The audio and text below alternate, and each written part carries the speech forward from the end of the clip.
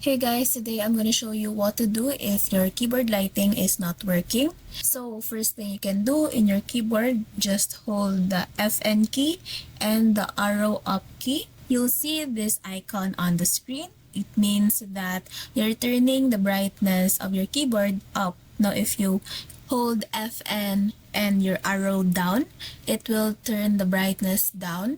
So you can toggle on it until you see that your keyboard is working.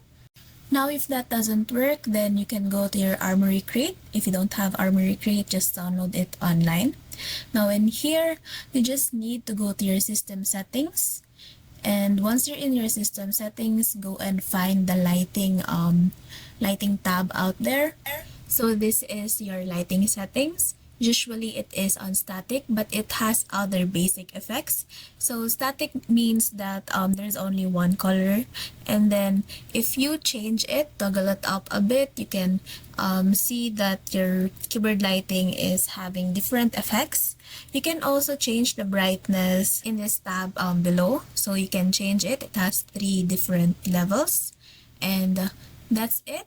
After that, you'll see that your keyboard lighting is working. Hope this helps.